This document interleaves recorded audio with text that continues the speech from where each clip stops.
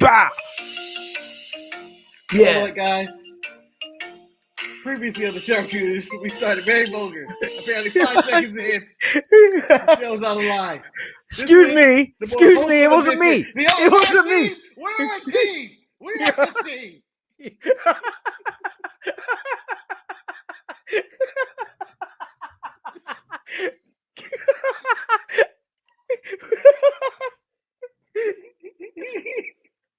Took you 5 seconds to ruin Penta's debut. 5 seconds. You know what? I'm here to make up for it. Because tonight I get to we get to talk about another debut. I want to say her name was Madison Bain, but I can't remember. Because I went, wait, what are we doing?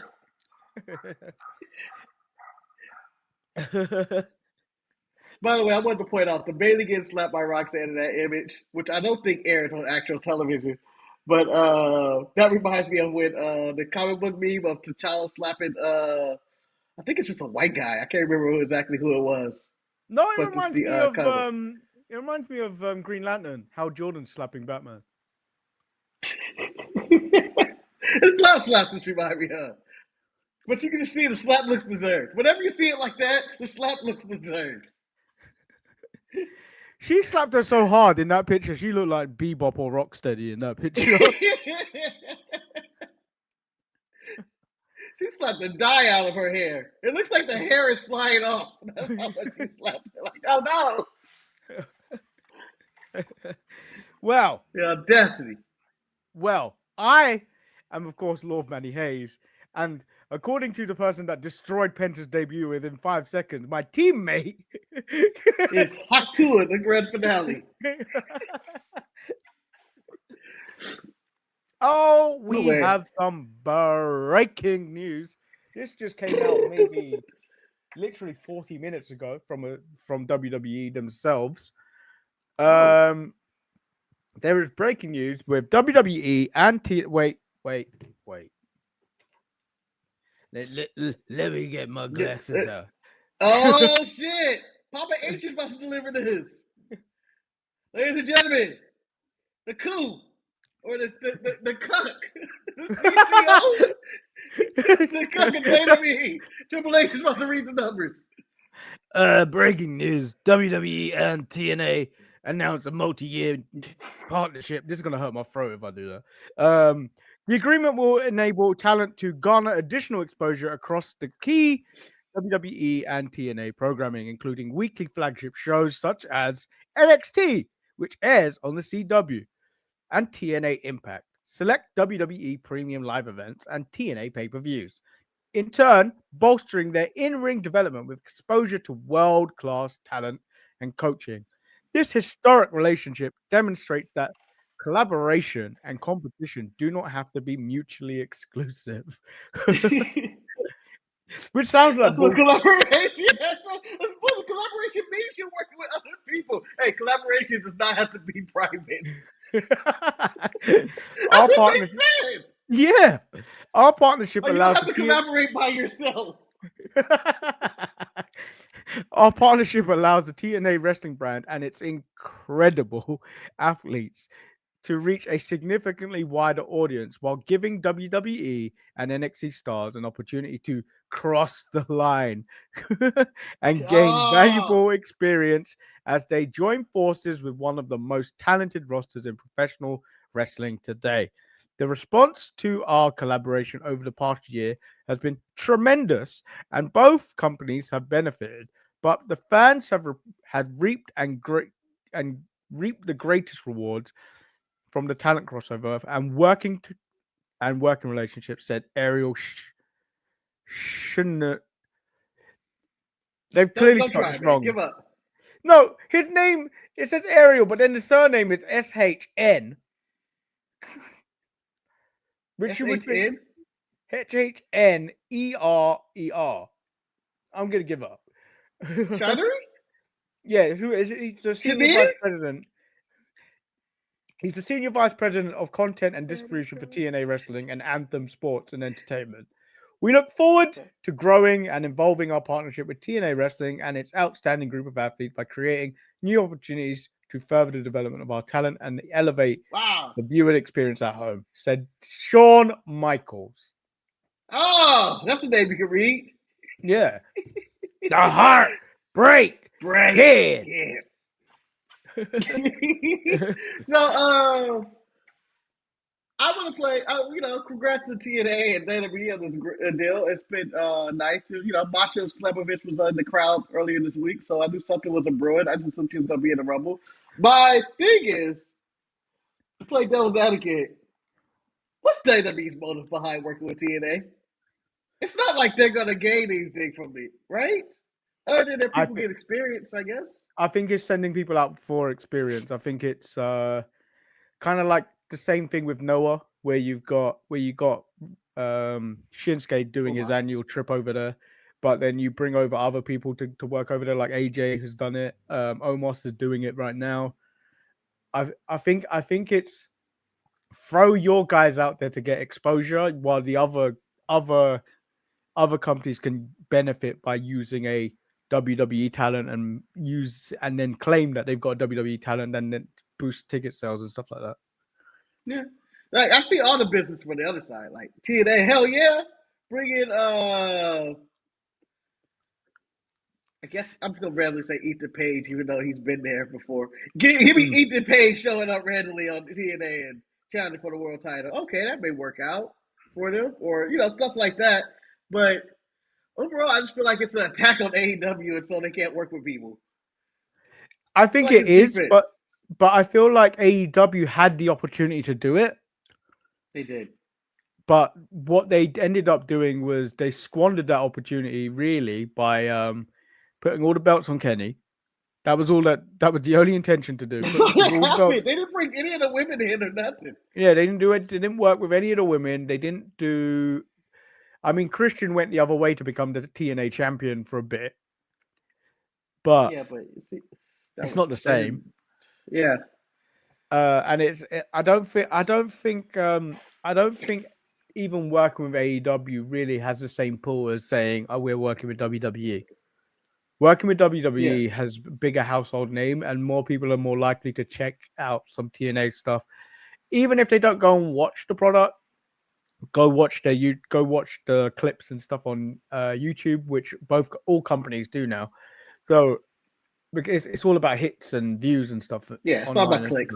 Yeah. So I think, and then what's going to be bigger is obviously when I don't think Masha Slamovich will be in the Royal Rumble. I think she is. But I don't think she's that big of a name.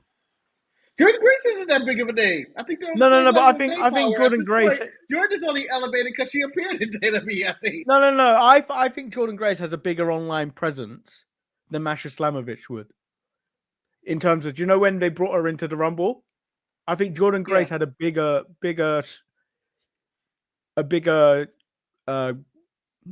fan base. Yeah, bigger following going into that Royal Rumble. Whereas I don't think Masha Slamovich had the same. I think she's still going to be in the Rumble, whether it's not. I think it's a tradition now that the TNA Women's Champion will be into the Women's Royal Rumble, no matter what. And then, but 1,000,000% Jordan Grace is going to be in that Rumble again too. Yeah, and I think they might actually finally pull the trigger on Joe Henry. No, he might. And then he might be in the Men's Rumble. I think so. If you look back at the NXT moment when he debuted on NXT last year when the camera shook, why not recreate that Royal Rumble? Do you think he still has that buzz though? Like I think he's he was hotter more in the summer of last year. Yeah, towards the fall he was hotter around that time. Do you think he still has that same like? Oh shit! It's Joe Hendry. That'll be the novelty. Well, it's because whatever they're doing with Nick Nemeth and JBL had kind of prolonged the title reign. But I feel like they should have. I'm not one to talk about TNA, but like it feels like they dropped the ball a bit by not putting the title on Joe Henry when he was going into title matches on NXT and everything. It made more sense to do it. But they put the title on him. I think he'll regain some of that buzz again. And then my next question for you, Manny, um, as if you're a part of this deal, I'm gonna interview you. I am. Do you think it's just gonna be WWE? I know we mentioned the Royal Rumble. Let's exclude the Royal Rumble out of this. Do you Yeah. think anybody from TNA will show up on either Raw or SmackDown as a crossover talent? No, I don't think so. I don't think there's anyone in TNA right now that can make a big splash on main roster shows. Pull out Dolph Ziggler again. Bring back Yeah, the but Hardys. is it the Hardys? Maybe, but like they're old. They're old. I know. I'm just saying. You go for the nostalgia. Dig up Rhino. We don't need to dig up Rhino any more than we do on an ECW show. I think the days of Rhino are done. Please stop bringing him up. No, it's never done. I'm going to say this. Rhino can't be done before Jeff Jarrett. I believe he debuted 10 years after. So Rhino's looking at Jeff Jarrett going, well, I think I got another 10 years in because he's still going. Marcus, I made my debut into the world after Jeff Jarrett's career started. But JBL's gonna be on Raw next week. Could you see him doing anything that says I'm gonna cross over with TNA? Because WWE does have a lot of past TNA stars on their roster, such as the Machine Guns, Penta, who just debuted. I think Ray Phoenix had like a week there or stuff. Probably. Joaquin Wilds. They had a lot of people who are TNA alumni. AJ Styles, who's still on the roster, injured, but still on the roster. They have a lot of people that they have in their current stay. Are they just using it for footage? Maybe I don't see the benefit of being like, oh, there's Moose on Raw this week. They ain't bringing in Tessa. They ain't unless Chelsea Green's gonna fight her, because they have their own live beef, which happens every 3 days. Kane can see Chelsea Green going to Impact with a US title. I think that's not going to happen because of Tesla. Yeah, she's talked a lot of shit online. Yeah. And I think she's questioned their morals and all that, so we'll see. But, WWE doesn't have a problem bringing in Hogan's. They don't have a problem bringing in racists. They brought in Hogan, is what I was going to say. Not Hogan's is not the new term for racist. You fucking Hogan, yeah, brother. Hogan. Hogan, you're a Hogan, brother. Oh, you're taking your vitamins and taking your prayers and praying for black people to die, huh? Aren't you, old man? But yeah, I'm curious where it's going to go. I'm not I used to be excited about wrestling promotions working together, but to me it means nothing. Just stay in house. This means more titles and problems. The only thing I don't want happen. Yeah, the only thing I don't want happening is just this person's won this title from TNA. I don't need that to happen. I don't need NXT talent going over to TNA to win TNA titles. I just don't need it to happen. I don't want to see Dante Chan become X Division champion. That sounds like a personal attack, but it's not. It's the first thing that pops in my head. I don't want to see a mid carder or below card person go over there and be like, "Oh, I'm a big time." Like, I don't want to see Idris Enofe and Malik Blade become TNA tag team champions. Yeah, Marcus has a thing against those types of people, which now include people from Singapore. Forget Singapore, man. You know I hate them though. I love Singapore. I have no beef with anybody from Singapore except for Dante Chin. In the wrestling industry. But let's see where it breaks, what happens. It's just, Oh. What? What's this? Y'all are going to report the NWA Sunday, making me less likely to market their product by making Power a Twitter exclusive. I did not hear that, and that's sad. Really have potential. I swear they were trying to sell people to watch Power. Power was a good thing during COVID because it was on TV, it was free.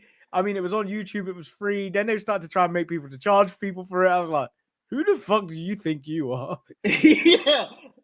I watched Power for the novelty. Like, when Power was in his prime in the year of 2019, 2020, it was a novelty that, oh, no one's producing wrestling like this.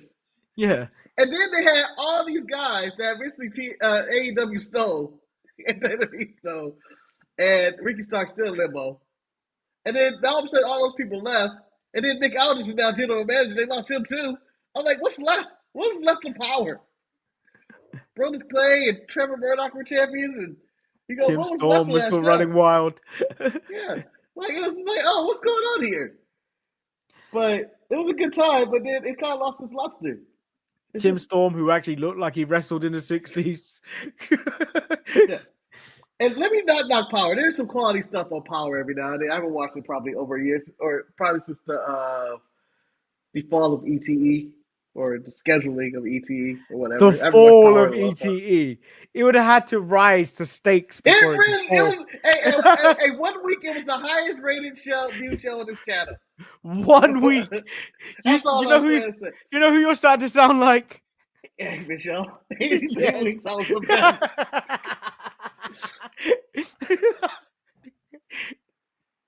I beat McMahon for 83 weeks. Marcus is going to start his rival podcast called 1 Week. 1 week with Conrad Thompson. Now let's keep talking about that match between. Now come on now, Marcus. You ain't telling the truth. You ain't telling the truth. AEW was better than NWA in 2019. It wasn't. It wasn't. Eddie Kingston was on there telling me how to be a man. Let's jump into Dynamite, even though we're having fun. Don't jump too fast, Manny. You may tear a hip. Don't jump too fast. In order to watch the show, you had to be about 40 and above. Yeah. You know, to watch the show, you need to get an encyclopedia to read up on how old these guys are. I'm talking about an old ass encyclopedia. You can't do this, not even on CD. The encyclopedia on CD. The Britannica? What is it called? Britannica? Yeah. It was on all the DVD encyclopedia? Yeah, that's not enough. You got to get you need a book. Paperback. The volumes. Volume 12. You need to do this sometimes to watch AEW. Shelton Benjamin. AEW Dynamite Maximum Carnage. There was no Maximum Carnage at all on the show. You know what? It was actually kind of tame, considering that, they go with bloodbaths and table spots and stuff. They kind of kept it tame. The security's been tightened up. 14 and above, then have a little kid in the front row. Brian Cage takes on Kenny Omega. Kenny's been out of the ring for too long. There were some things where he was just making mistakes. When he did when he flipped over in the corner, when he flipped over Brian Cage and just fell. Yeah. But you know what? Kenny's earned the right to be out of condition. And I'm not going to put all of it on him. Brian Cage isn't the best. Hey. He's a man that says, who better? I got a list. Oh. But Kenny was a bit sloppy, but you know what? He's been out a long time. And I've seen Kenny in Japan. He did not seem to lose a beat over there. So I'm putting all of Brian Cage. So Kenny wins. Before we go further, what do you think of the venue?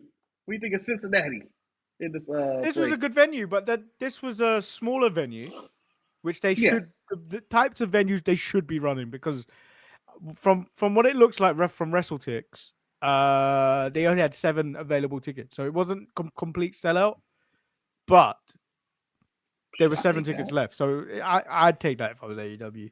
Yeah, and I feel like it's the right move. It's the right move to go to the smaller venue. So they are currently on, and I'm not trying to disrespect AEW in any way. They're at the NXT level for attendance. They're not going to get more than 2,000 people or something like that, unless it's a really big show. So, and I think it gives it a better feel. The smaller venues, to me, always work better than large venues, because You got the passionate of the passionate people, even though these people sat on their hands for most of their time.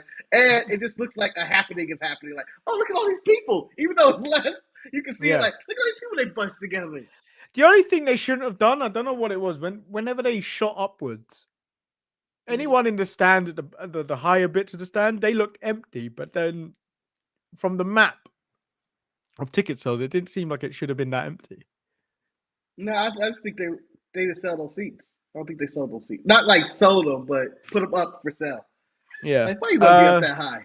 Why you want to be up that high? Why you on the Marcus level? Will Ospreay makes a save at the end of the match. Takeshita comes out. Him and Fletcher take out Kenny and Will. And then, end the segment. Yeah, that's fine. That's a nice opening. That's a nice opening. No, week 2, no Pointer Sisters. I'm really disappointed. Well, And Marcus, then, you know what? I enjoyed the vignette that they put before the show. It was like, oh, okay, they set this up for stuff. After the Kenny Omega match, my level of care started to dwindle. You know what?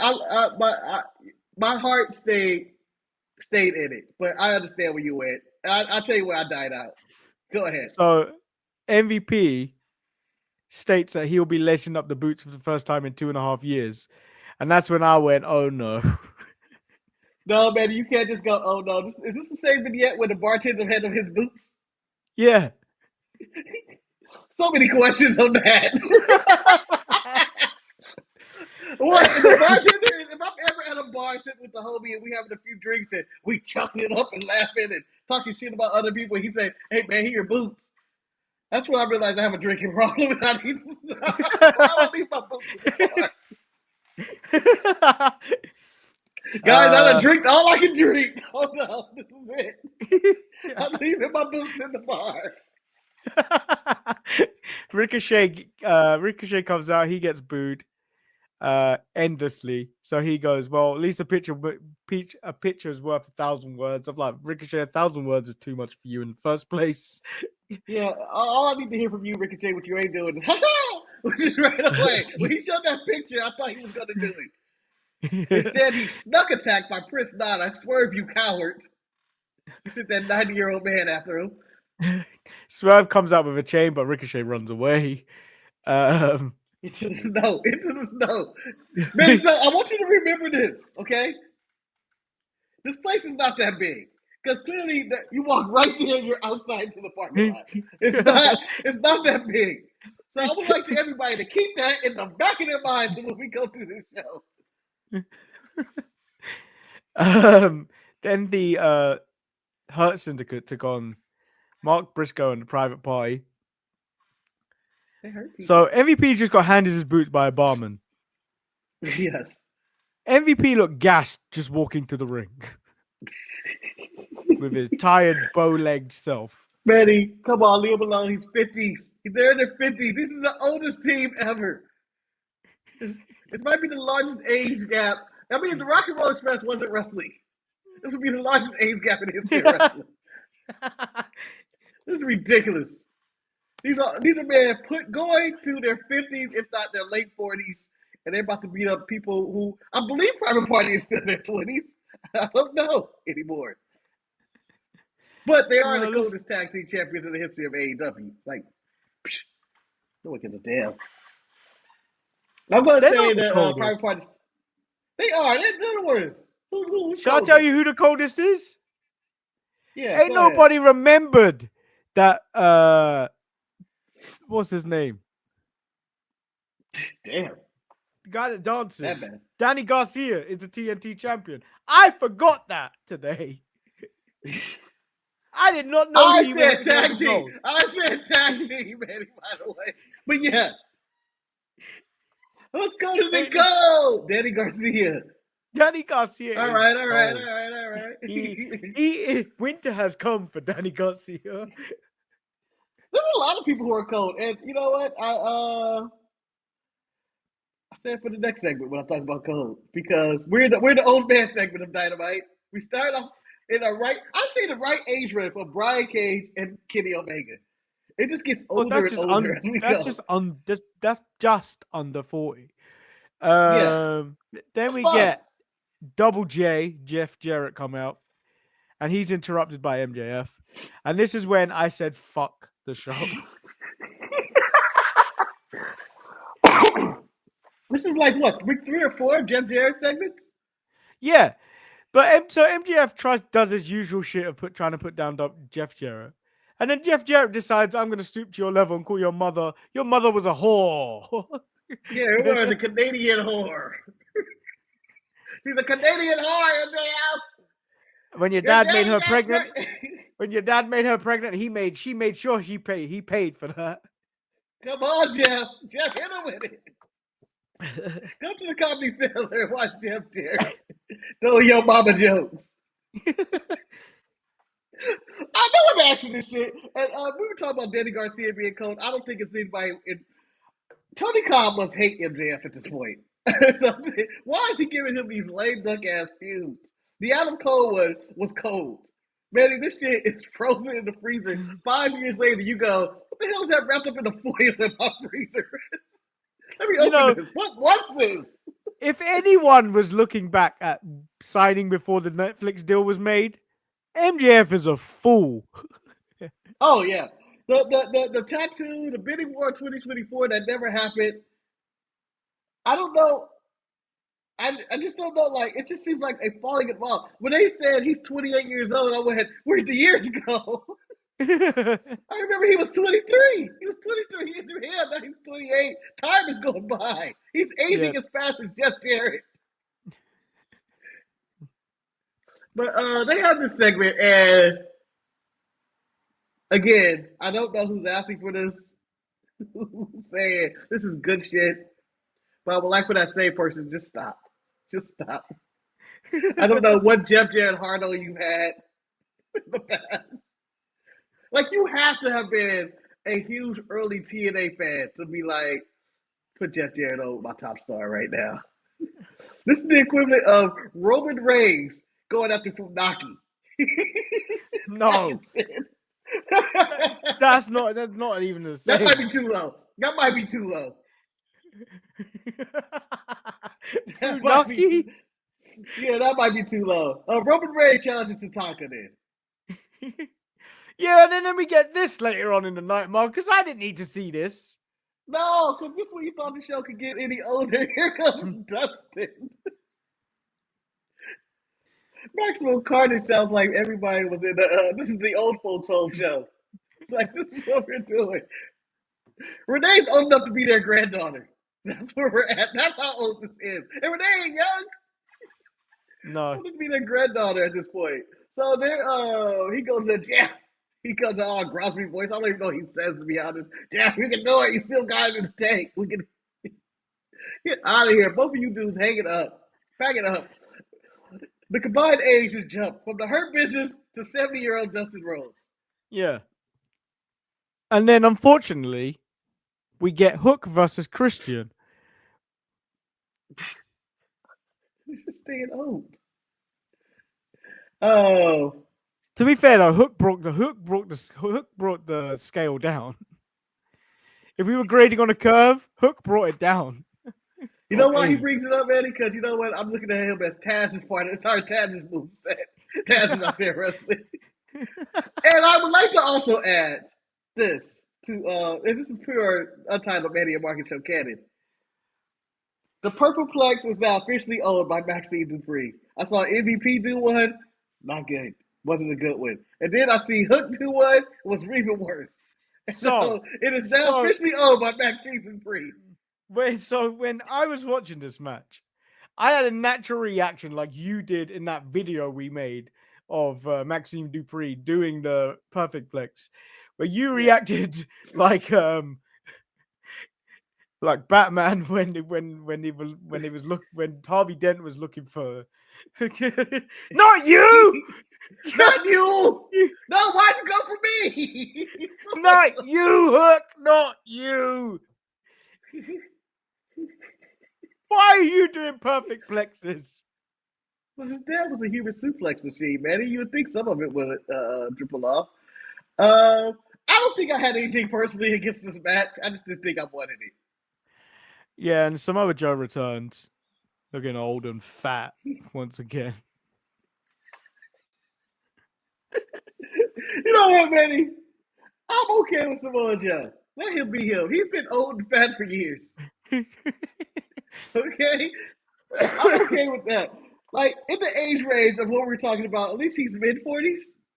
He's mid Yeah. 40s, I think. So he brought the scale down from Christian, who's almost 60, I think.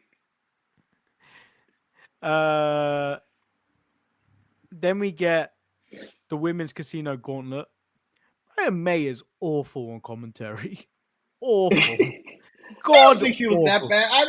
I honestly didn't care. I was captivated about the again, as always, about the casino gauntlet battle royal. Always captivated about who's standing in the line back there. Well, this is the problem I had with it. You know, people are in a line. If you're coming out after number 1 and 2. You know, there's a line. So basically, I'm trying to win as quickly as possible. I'm not going to do my full entrance. Where was the sense of urgency from any of them coming out there? Everyone that came out started to do their full entrance. So I have no problem with the people coming out, Manny. It's the 1 and 2. Chris Statlander won a match to be the number 1 person in this thing. So she could compete and, be involved in every decision. What did she do at that time? She did like a suplex. She would pose. She would do this. I would pose. I'm going to stand here. They didn't go for one pinfall in those opening minutes at all. I don't think Statlander even attempted a pinfall. And you know who I hated in this match? Willow.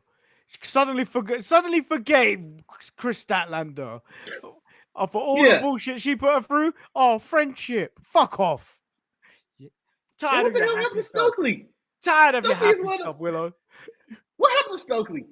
What happened? What did he do? How did he piss on Tony?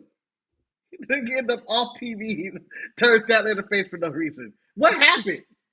That's the most untold story in AEW right now. Stokely was on every week doing nonsense and say one line to brighten up my day or something like that, and then he simply just vanished into thin air. Kane, that is a mystery. Yeah. It's Like, I such a think my mystery chances because I don't understand this. there should be a I don't match for understand both this of at all. them. Yeah, it's a stupid match concept. What did we get? Like 6 people in this one? Yeah, something like that. Tony Storm wins. To be I don't expected. know. Yeah, I didn't know who else had a chance, to be honest. Like, why not? And then Mox defeats Powerhouse. Whoever's upstairs is banging on Marcus's door again. I think it's I think this time it's Alistair Black asking people to knock on his door. So I'm gonna knock that. No, it's the apartment next to me that quote unquote renovated because the people moved out. Yeah. So they're just banging on shit and stuff. So good times. I feel like they get really intense when the show happens. Where it's like, stop talking about that. So Mox defeats I saw you Powerhouse dynamite. Hobbs. And yeah, I'm done with this story. And by the story, I mean the story of AEW Dynamite. I'm done with AEW Dynamite. So we knew House was losing. That was always going to happen.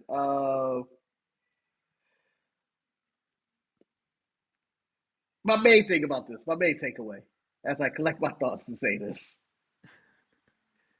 I would like to say, fuck you, Cope. Fuck you, Adam Copeland. Fuck you, Edge. Fuck you, FDR. Fuck you, Cash Wheeler. Fuck you, Jack Harwood.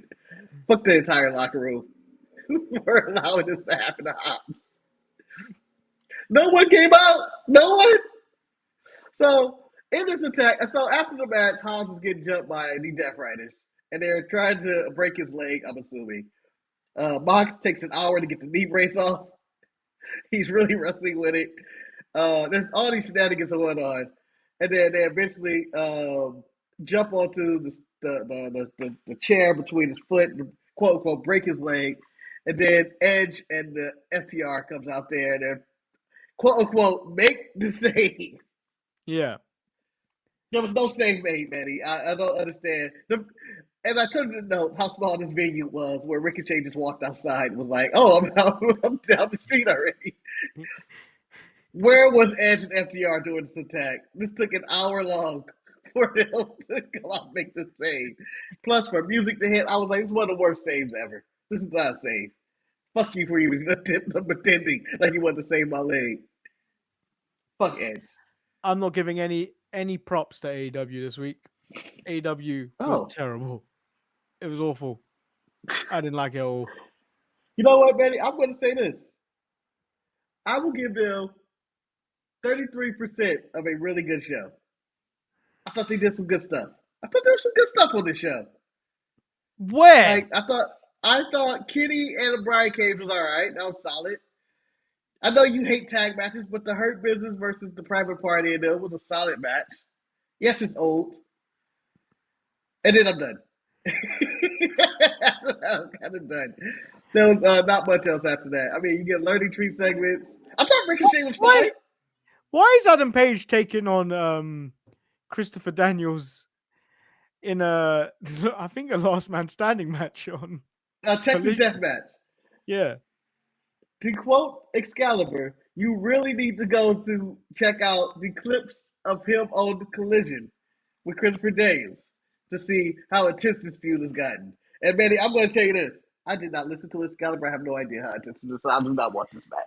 I do not want this match. That's just another old man who needs to be put down and beat to a bloody pole. That match should be 2 seconds. It should literally be the death of Christopher Daniels. This is actually it's getting more and more like Pro Wrestling Bits may have a point. I don't understand what's going on over there. He may have a point about AEW right now. I don't know. I don't like. I just need someone to take over. Just take over. The roster's too talented. I think this they have too. They have too much stuff. Too many advantages to be coming in and losing by 59 points every single game. And I'm only saying 59 because the Clippers beat the shitty ass Nets by that many points. But they should not be taking these many L's. Like I don't understand. Like what is going on over there where they think this is what the people want to see. Yeah. People want to see Jeff Jarrett. TNA. AEW had a young fan base. For some reason, Darby Allin's gone. He went to go climb Mount Rushmore. So, Mount Rushmore. Mount Rushmore is a piece of cake. You know what I mean? What do you mean Niagara Falls? Mount Everest, you bum. I know. I couldn't think of it. I was like, what the fuck? Who climbs Niagara Falls? I climbed Niagara Falls one time, man. It was me, Batman, and a grappling hook, and we climbed Niagara Falls. Joker got away, though. I feel like the only person that does anything at Niagara Falls was David Copperfield. I don't know why I couldn't think about Everest. I was like, what the fuck is that mountain? But yeah, like Will Ospreay seems to be muted lately. He just kind of comes out every now and then, makes saves, and yeah, I need a bruv at least. Yeah, he ain't talking no more. I don't know. I guess pettiness is contagious. I don't even know what that's about. Yeah, I just want to say this: like, get your shit together. And as I watch NXT, it's so youthful. It's so youthful. Look at these young punks. You get to see Young Love too with Carmen Petrovich and Shanti and Dante. You get so much more youth. How dare you remember her name? That's a strike on you, sir. Aaron called it. Aaron couldn't remember her name, and he called it something so. He was like, "What was her name? Chloe? Chloe something? That's what he's talking about. Chloe Peterson or something." He was like, "Oh, Carmen Petrovich." He's like, "Yeah, that's the one." Obafemi comes out to celebrate winning the NXT Championship at New Year's Evil. He said from day one that he was backed by Destiny. Ooh, we're getting into Alberto Del Rio territory right there by talking about Destiny. To do everything he has. He said the ring belongs to him and he will rule it how he sees fit. He put over Trick Williams and mocked Eddie Thorpe. Tony D comes out saying that he's got a win over him. where Ridge Holland then comes out and then picks a fight with Tony D. Obafemi was attacked from behind by Eddie Thorpe with a leather strap. Strap match. He whipped a black man, Marcus. I'm just saying. Yeah, but he's Native American. You know, atrocities. hurt people, man.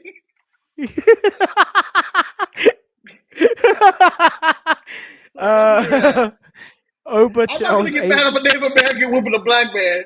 I mean, we were brought to his land, stolen by the white people that beat us. So we're all abused here. So Oba tells Ava to give Eddie a title shot, and to get what he wants, he grips Robert Stone till she does. Marcus, yeah, I didn't realize that she was all hands in this segment. She was all hands in this segment. She was. Whoa. Wow. Very dramatic.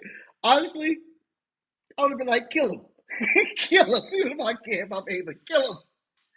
Kill him in front of me with your bare hands open. Kill him. But don't you touch Stevie Turner. Hey, don't try changing it. Don't try changing his nationality now. Hey, no. We're all Americans. He plays a Native. He plays a Native American on TV. There ain't no Native Americans in New Zealand. They're Aborigines. Yeah. I think they're from Australia. Once him and Bear here had the battle, well, only one of us can stay. We're going with Native American. Eddie says it was a good night because he set the bait and Oba took it. Next week, Oba is going to be overthrown. I don't know why this fool is on top of a roof and he's out of breath. No, what roof was he on? They were at the performance center. Why did he end up on the roof? It looked cold. Did he become Batman? He's just up there brooding, hanging next to a gargoyle, looking at the city. Ooh, it's fucked up down there. Still don't understand. Why is Batman and Spider-Man do shit like that? And Spawn, I guess, fits in that category too. Why do you just be hanging up there and just be like, I'm gonna stand up here? No one actually know I'm up here. I can't hear or do anything. It's just cold. Even Spider-Man does that shit. Yeah. Like, you can do that from a fucking dumpster, Spider-Man. What are you brooding for? Spider-Man was a teenager, though. Spider-Man had problems. Spider-Man had rent. Spider-Man got problems. Do you know what? Spider-Man's probably the only realist superhero there is. Yeah, he can't make a dime off his name. He's like us. Murdered someone. Like Spider-Man. He's a murderer. Yeah, well, I don't know about the murdering part, but I was gonna say we're just like Spider-Man. And look at all this talent, all the things we can do. But yet, just like Spider-Man, we can't make a dime off this shit. Can't figure out a way. He can't get laid. He can't make money. Like, Spider-Man is fucking up his life. I just want to point out once again, Tuesday show, Marcus, within 5 seconds, made the show disgusting. It's not a fact. It's not a fact. There was time in between there. No, it wasn't. I barely said that is a very close picture, and then you said I got sucked off by a guy, and you wonder why we're not monetized. Yeah. I'm sure there's other reasons too. Conspiracy. Conspiracy. And we stand on business being the only free wrestling old men podcast out there that won't charge you or give you ads in your show. Okay? We go out here and do this for free and the goodness in our heart on the backbone of Jimmy's hard money. So in the latest show, Marcus is heavily defending himself against a knee kink. Little did we know he's got a lucha kink too. Apparently, I have a million different kinks. Shoot. I'm glad I'm not gonna show up with no freak off tapes. Marcus in a lucha mask covered in baby oil. Bring those knees over here. Bring those knees over here, girl. So, Stephanie Fakir takes on Shotzi Blackheart so the winner becomes a number one contender for the women's North American title. Stephanie was distracted by JC, and then Fallon hit Stephanie in the back with a title belt, leading up to a roll-up win for Shotzi. Son of a bitch. During a commercial break, Stephanie is walking around backstage, furious, looking for Fallon Henley. She finds JC? Yeah, JC got grabbed. Yeah. JC got her ass beat. But I enjoyed this because this was in picture in quote unquote the American version. Or was it on the Netflix version? I think it was on the Netflix version. I think I watched it on Netflix. Actually. I didn't watch it on Netflix. I didn't watch it on Netflix this time. I was like, I'm gonna watch this at time 2 speed because I was tired last night.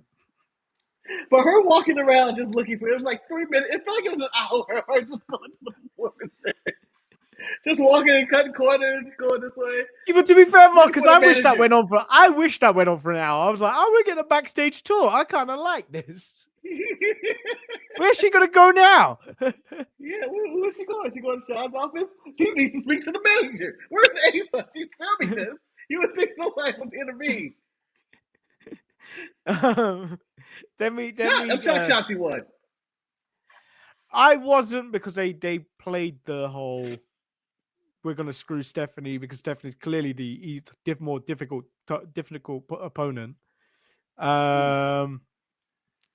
Ethan Page comes into the locker room bragging about his interaction with The Rock last week. Dante Chen says no.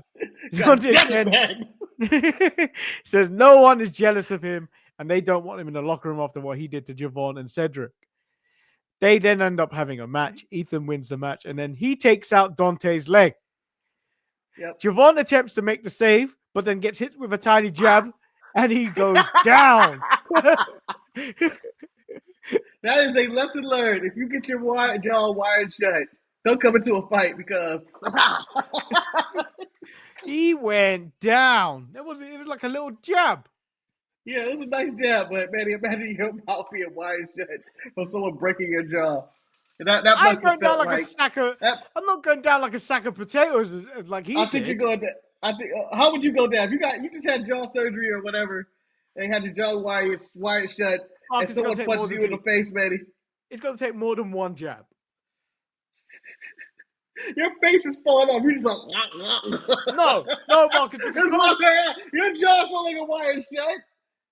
You got that shit out. Marcus, Road Dogg would have had to hit me with 3 and then do the shake before I went down. You're Dusty Rhodes elbow. Yeah, that's the only way I'm going down. I ain't got you ain't taking me down with just one jab.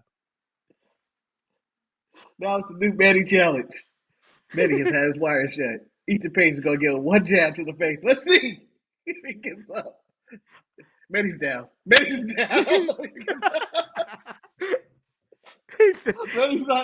just rolled out the ring. Manny is walking out the arena. He's trying to call for a doctor, but his mouth is wired shut.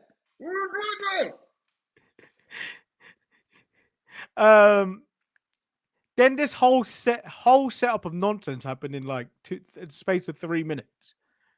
Dion Lennox claims one day he will face Obafemi for that title. Obafemi just shrugs and walks away. Stick to the books. Stick to the books, man. What are you doing? Stick to the books. Sean Spears tries to recruit Rizzo, but Izzy Dame tells him to back off from the both of them. Rizzo says she had that handled. Izzy tells her, tell the Don that makes them even. Carmen kisses Ashante the Adonis. And then DIY have come back to check out Fraxium on NXT. DIY, man, don't get fucked up. Don't get fucked up. Fraxium will fuck you up. Will they? They will fuck him up. No, they won't. He's too young for them, man. They're going to be running around those old men. DIY is only powerful in NXT. DIY come off young and youthful when they fight the Motor City Machine Guns, man. When they fight the really evil thing. They don't get that work. They don't get that work. Jakara Jackson and Lash Legend take on Alba Fire and Isla Dawn, the Unholy Union. This was a good match. But I need to how long before we have this conversation of Jakara Jackson be holding Lash Legend back. Oh, she been. Jakara Jackson's entire moveset is based on Lash Legend's existence. If Lash ain't holding you up for to do the RKO move, or she ain't climbing her back to jump, I don't know what Jakara can do by herself at this point. Lash is like a limb keeping her moving. And then, obviously, as we mentioned before, Lash is everything WWE have wished Jade Cargill would be right now. Yeah, healthy. To the point, I believe Jade Cargill should be in NXT with these two.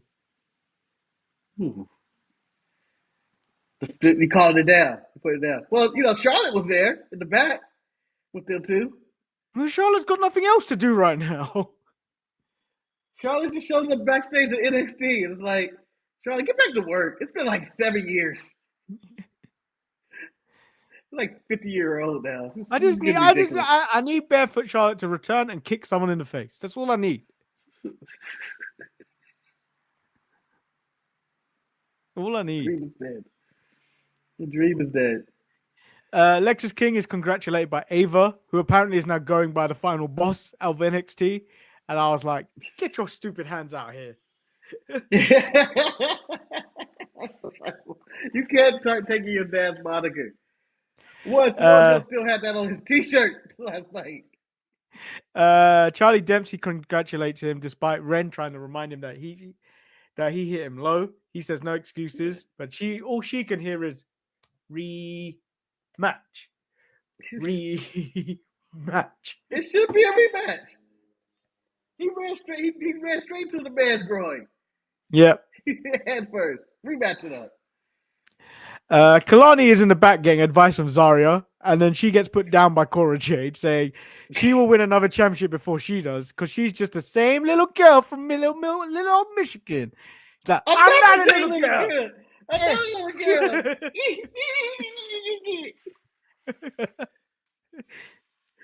Way to defend yourself. Kalani is just Ricochet, man. She is. She is just Ricochet. But you know what? Not as talented, because she'll mess up her shit. Ricochet's kind of smooth in the ring for the most part. But she's just young Ricochet. Masha Slamovich is watching this and has a stare down. A tiny stare down with Cora Jade. Cora wins by hitting a DDT after raking the eyes of Kalani Jordan. That's what I'm talking about. Bring the DDT back. Bring it back. Say the DDT, Cora. Fraxium take on OTM. I'm shocked. It's like Cora Jade's first win since coming back from injury. In so long. Briggs and Inamura say they want next. I was like, who the fuck are these two? How dare you? How dare you? The audacity. I've never seen you two win a match on television. Fraction retain as DIY watch on, and then we move into Roxanne being the proudest little girl of making NXT the best women's division in pro wrestling, but NXT don't deserve her. But now BBL Bailey comes out. Huh? I'm just going to Roxanne, who's like, now the division's trash. I'm not champion anymore. It's going to be trash. The whole place is trash. I built that division, fuck. What's the best? But now that I'm gone, it's fucking bullshit. It's trash. Bailey comes out, tries to give her some advice. Roxanne rejects. Bailey says NXT is going to be fine without her. Then lists a few names. They end up getting into a fight as the show went off the air. The show cut off early. Yeah. They never got to that fight on American TV, Manny. It was just like, they ran out of time. They ran out of time. I can see Sean Bailey just say the line. Say the line. It must be therapeutic when you go to the NXT, Performance Center. You get the big reactions because Bailey has cooled off a lot. There's been nothing going on with Bailey on the main roster for the most part. But when you get to that NXT crowd, you feel like a star. You feel like, damn, like that time Maddie got emotional.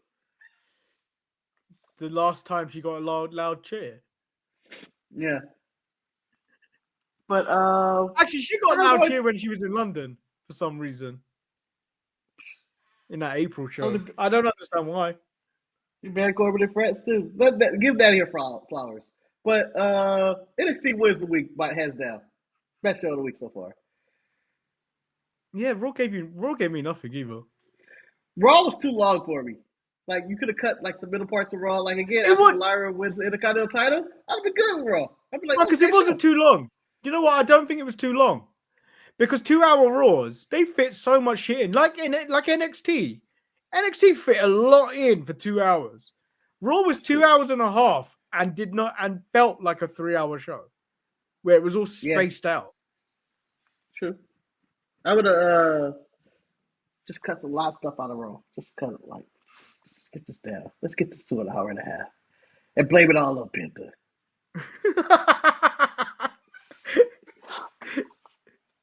Really upset about Penta going long. Well, last Tuesday's episode went an hour and 10 minutes, and that was Penta's fault. Yeah, it was Penta's fault. Penta, we covered his escapades on the corner. But yeah, the main story that we didn't talk about, which was swept under the rug, which the cover up, Corey Graves making threats. We covered it on Tuesday. He made his threat. But today's story was he was trying to. Today's story is that some people believe Corey was trying to get fired with those tweets. Oh, would you fire him? No, make him. If there's even an inkling that you're trying to get fired, I'll make you stay live out your contract. You think you are? I call the shots around here, not you. Corey, come to my office.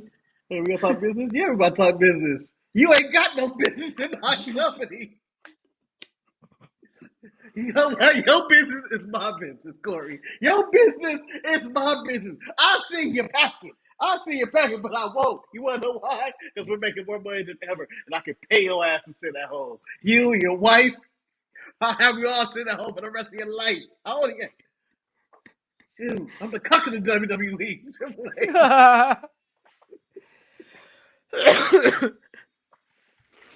But yeah, I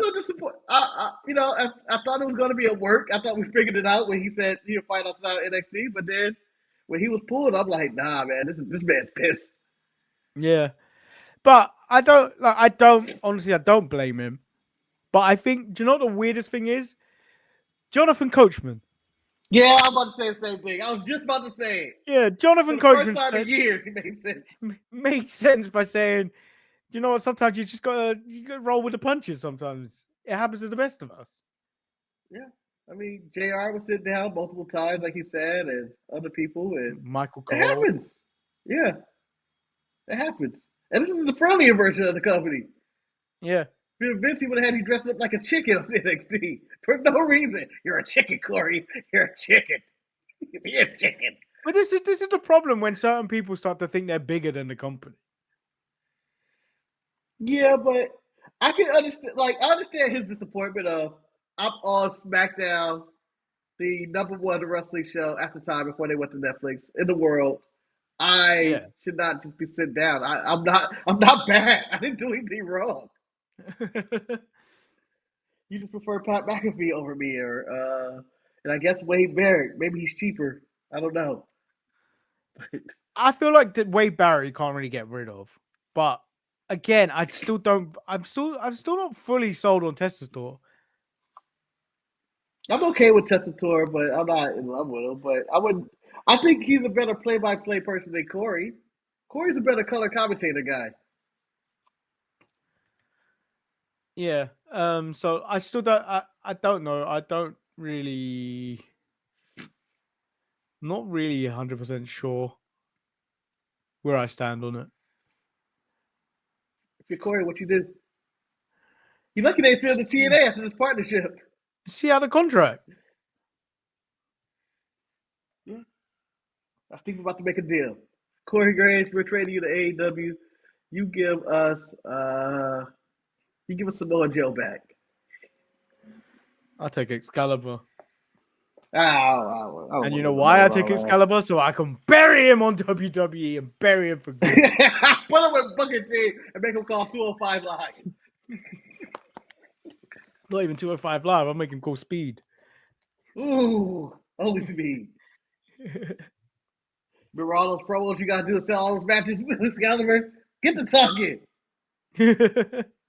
Put Tony Schiavone on NXT level up. Maybe main event. No one knows that exists. Do you know Tony is such a hateful old man? Schiavone? Yeah. What did he do? He just whenever like you see MJF come out, it's like, shut up, Tony. Stop dyeing your hair too. I'm gonna tell you this. This is what I'm annoyed by Tony. Guys, we're really into a special match tonight. Whenever he says that, I'm annoyed. I don't care how good the match is. He just says it every week. Wow, this is a really special match tonight we're getting, guys. I hate that when he says that, and I'm like, some people enjoy the match. Well, Marcus he's old. Marcus he's old. Marcus he's old. You don't know if he's going to see another match. Yeah, every week. This is the best. We're in for a treat tonight, y'all. We're in for a treat. Who's the match? Madison. Benny almost died.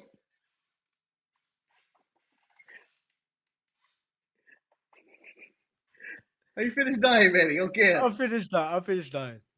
Yeah. To bring our views up, though. We want to sell the damn. Jesus. But yeah, I think Tony Schiavone's I think he annoys me the most on there. Matt Menard and Tony Schiavone annoys me the most on commentary. Oh, Matt Menard. He is the worst. Yeah. I find him more annoying than Kevin Kelly. Kevin Kelly ranked high. Kevin Kelly is online now, talking all this shit about Tony Khan. I had to hear from a stuttering goof and all that. Like, damn, Tony. I mean, Kevin. What the hell? I just want to call the matches. I got to hear from him and then stuttering and shit. Like, damn, what's going on, man? What's going on over there? I have to know. Just let me just oversee a production of Dynamite, and I'll do a documentary style, and I have those faces of what's going on here. By the way, what do you think of Madison? What's her name? Madison Babe, who made her debut. Apparently, she was signed back in AEW back in 2023. She was signed ages ago. For her. Yeah, they had nothing for her. Yeah, did they send her away and then they kind of quietly released her? Now she's back. And I went, okay. No reaction from the crowd because, again, you don't know who these people are, Tony. Yeah. But Excalibur went, oh, it's Madison Bay. I was like. No, Marcus, you know what the worst part about that was? They said, I remember her. Well, I sure don't. I have no idea who you are. Also, much to do about nothing. The big woman from NXT. When was that? I didn't see that. I just saw pictures. So it's all on Level Up, on NXT Level Up. But she was in the background of one of the best segments when they went backstage, where you just go like, "What the fuck is that?" I saw the pictures. I was like, that is a big fucking woman. Yeah, that's a woman who I hope is not a Karen because that chick will kick our asses. That woman looked like she could body slam me and hurt me. Yeah, like it was like, oh, yeah, here's your history of big women. There's Chyna, there's Rhea, there's Raquel. These are big women. Well, and then you got that. You go, God damn.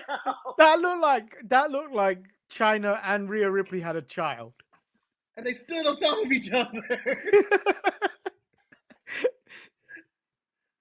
I'm sure she can't wrestle. Because she looks bigger than Ridge Holland. But Ridge Holland is short. He's just big. Yeah. She looks like she'll kick his ass. She looked like female Undertaker. Yeah. I was like, oh, shit. You walk in the room, everybody stands straight like, oh, shit. Whatever you want. Just don't hurt me. I'm a normal human being. What beanstalk do we need to put you back on? What beanstalk do we need to return you to? Okay, recruited from Themyscira. Wonder Woman's gonna go, goddamn.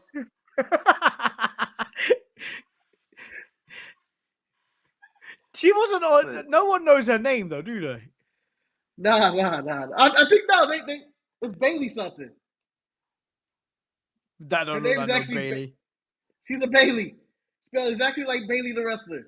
I saw it somewhere No, they were talking about Bailey something has arrived. Marcus. I think that she looked more like Abyss than anyone. The Mistress Abyss. Look at this. That's Abyss. Jeez. Put the mask on her, Marcus. Imagine the mask. Put that mask, Abyss mask on her. That's Abyss. She looked like she's about to. She looked like she's about to baptize Christian in a pool again. Yeah. God damn. Put it back. That's not legal in this day and age. We're not ready for this type of action. Her hands are bigger than mine, I'm pretty sure. Yeah. Use my hand as a basketball. Kobe!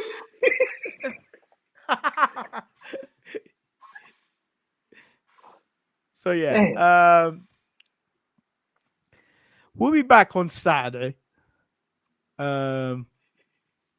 Hopefully this won't. Or this. You know what? No, I'm more. She can come back. She's all right. Yeah, I'm curious. She's like Omos, the white woman form. The other stuff, Jared, those old white men, pack it up, man. Pack it up. Go Dust. Go make some money with your brother. I'm just telling you, you're missing out on money. They can kill you off on Raw. They can kill you. The final boss kills Dustin Rhodes. I'm writing it right now. Yeah. So the three of us will be back on Saturday. Never gets old.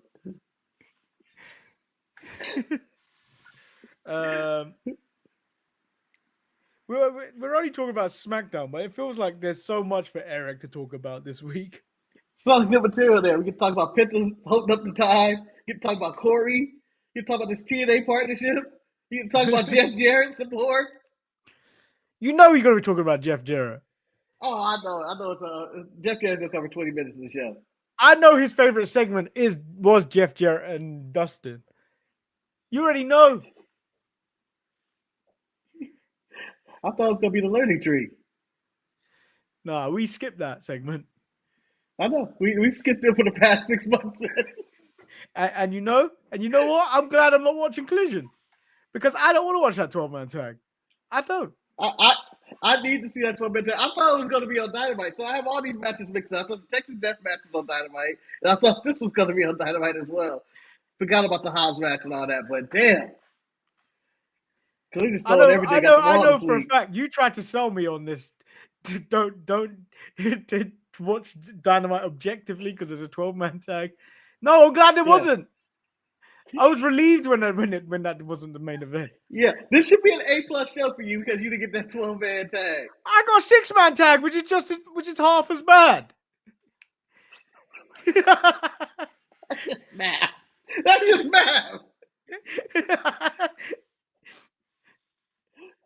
Oh shit! Well, you know what did grind my gears just a little bit? What? The tag match between the Hurt Syndicate and the Private Party and Mark Briscoe, where they were at the rings, the way the Hurt Business were on the side of the ring. I didn't like the way they were tagging.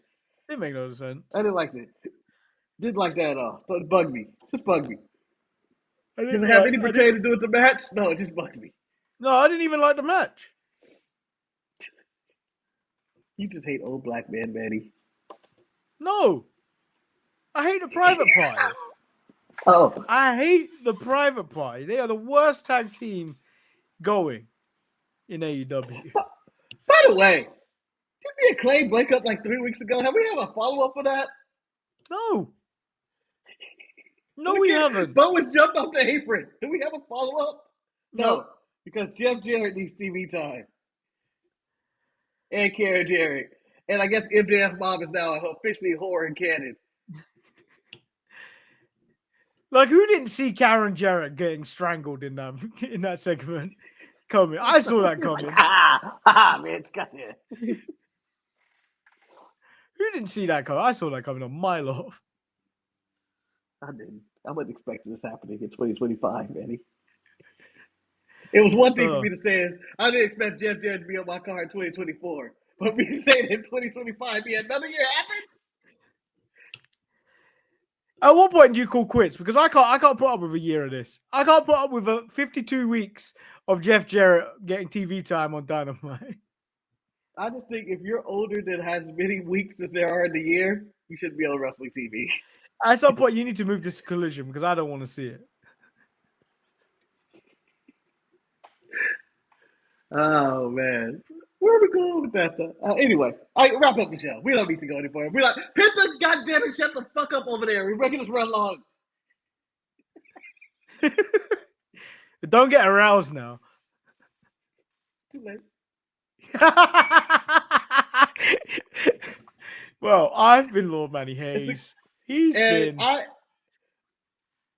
Marcus the grand finale. But before we go further, man, did you see the guy who apparently he killed himself? I learned at the Bikini Bean coffee spot. Showed up there with his dick in his hand, and then because the video is posted, he kills himself.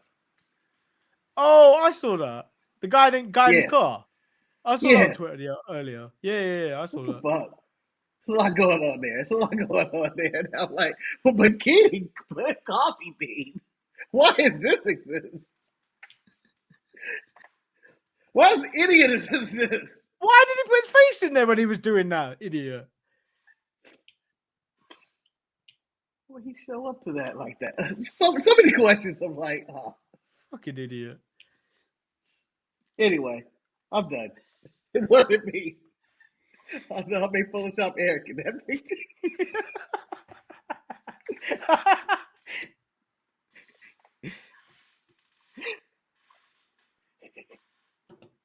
See you guys on Saturday. Yeah, we out. Peace. Slap her. Get a bebop. BBL Bailey. BBL Bailey.